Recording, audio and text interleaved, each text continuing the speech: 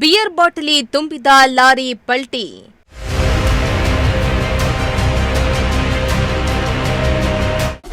Lorry ಚಾಲಕ ಹಾಗೂ cleaner ಪ್ರಾಣಾಪಾಯದಿಂದ ಪಾರು.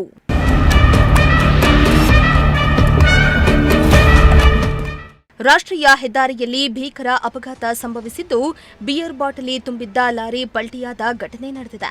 ಕೆಬಿ ಕ್ರಾಸ್ ಮತ್ತು ಚಿಕ್ಕನಾಯಕನಹಳ್ಳಿ ನಡುವೆ ಇರುವ ಕಾಡೇನಹಳ್ಳಿ ತಿರುವಿನಲ್ಲಿ ಈ ದುರ್ಘಟನೆ ನಡೆದಿದ್ದು, ಲಾರಿ ಸಂಪೂರ್ಣವಾಗಿ ನಜ್ಜುಗುಜ್ಜಾಗಿದೆ.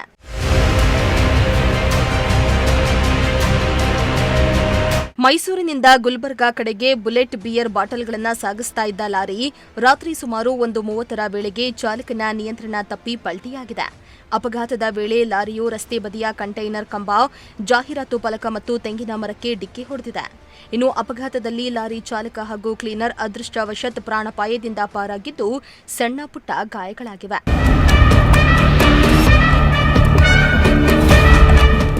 ಇನ್ನು ಈ ತಿರುವಿನಲ್ಲಿ ಆಗಾಗ ಅಪಘಾತಗಳು ಸಂಭವಿಸ್ತಾ ಇದ್ದು, ಅವೈಜ್ಞಾನಿಕವಾಗಿ ರಸ್ತೆ ಕಾಮಗಾರಿಯಿಂದಲೇ ಅಪಘಾತ ಸಂಭವಿಸ್ತಾ ಇದೆ ಎಂದು ಸ್ಥಳೀಯರು ಆರೋಪಿಸುತ್ತಿದ್ದಾರೆ. ಸದ್ಯ ವಿಷಯ ತಿಳಿದು ಅಬಕಾರಿ ಪೊಲೀಸರು ಘಟನಾ ಸ್ಥಳಕ್ಕೆ ಭೇಟಿಯನ್ನ ನೀಡಿ ಪರಿಶೀಲನೆಯನ್ನ ನಡೆಸಿದ್ದಾರೆ. ಚಂದ್ರಶೇಖರ್, ಪ್ರಜಾಶಕ್ತಿ ಟಿವಿ, ಚಿಕ್ಕನಾಯಕನಹಳ್ಳಿ.